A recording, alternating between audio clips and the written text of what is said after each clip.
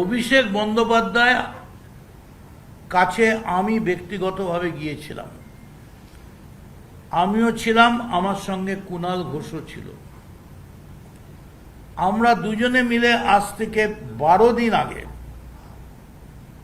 Rather 15 days before, অভিষেক বন্দ্যোপাধ্যায়কে বলেছিলাম একটা স্টেটমেন্ট করে বলে দে যে আমি সব কিছুর জন্য দায়ী, আমায় আপনারা মুক্তি দিন, আমি সব দায়িত্ব থেকে সরে যাচ্ছি, আপনারা চালান পার্টি, 1 বছর আমাকে অন্য কাজ করতে, কত কাজ করার আছে, ব্যবসা করো, রিসার্চ করো, পড়াশোনা করো। তার উত্তরে অভিষেক আমাদের বললেন যে আমি যে ছেড়ে দেবো তার বদলে আমায় কি দেবে।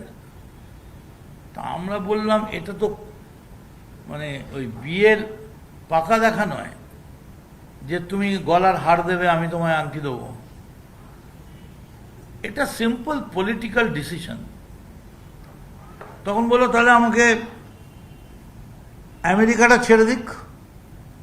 তা আমি আমেরিকা, ওরা কি করে ছাড়বে? আমেরিকা ছাড়বে তো কোর্ট, আর আমেরিকা গিয়ে কেউ যদি না ফেরে তখন কি হবে? তাহলে একটা কাজ করুক, আমি যা যা বলবো সেই কন্ডিশনগুলো ফুলফিল করুক। এমন মনে হচ্ছে বোধহয় আলেকজান্ডার পুরুষ সঙ্গে কথা বলছে। আমি অবাক হয়ে গেলাম। আমি ওকে বুঝিয়ে বললাম যে জিতা ওই সিকান্দার, বিজেপি জিতে গেছে, তুমি পদত্যাগ করো। আজকে হঠাৎ আমি শুনলাম, পরশুদিন গতকাল উনি বলছেন আমি পদত্যাগ করতে রাজি আছি, এক্ষুনি পদত্যাগ করব, চলে আসুন আপনারা। সব জমা, কেউ ফিরবে না। কি করে ফিরবে? আপনি যদি নাটকের চূড়ান্ত মুহূর্তটা আপনি ভিলেনের মতো হিরোর জায়গায় নিজেকে প্রেস করে নিজে পছন্দ করেন, তাহলে তো হতে পারে না। আপনি যদি 15 দিন আগে বলতেন আরে এটাই তো হতো যে কালকে মেসির মতো আপনি মিস করতেন না, আমরাই আপনাকে তুলে এনে আমাদের বাসে নিয়ে চলে আসতাম, কি হতো? 1 লক্ষ লোক হবে, একটা লোক বাড়তো। অভিষেক ব্যানার্জি এলে ম্যাক্সিমাম একটা লোক বাড়তো।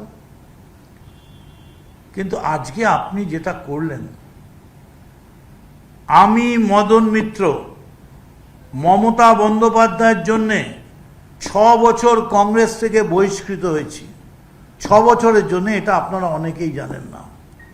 6 বছরের জন্য আমায় পার্টি থেকে বহিষ্কার করা হয়েছে। আমি মদন মিত্র শুধুমাত্র মমতা বন্দ্যোপাধ্যায় করি বলে আমাকে 27 মাস জেল খাটতে হয়েছে। এবং সেই জেল খাটায় মূল প্রশ্ন ছিল 27 মাস ধরে যে ডেলোতে যে মিটিং হয়েছিল গৌতম কুন্ডু আর সারদার সঙ্গে, কি নাম সারদার মালিকের? সুদীপ্ত সেন। সেখানে যে টাকার লেনদেন ছিল সেই টাকাটা কোথায় রাখা হয়েছে। এবং শুনলে অবাক হয়ে যাবেন, আমাকে বেল দেওয়া হয়েছিল যে তুমি জীবনে দার্জিলিং যাবে না, কার্শিয়াং যাবে না, কারণ ওখানে পাহাড়ের কোথায় টাকাটা রাখা আছে তুমি জানো। কিন্তু মিটিংয়ে তো আমি ছিলামই না।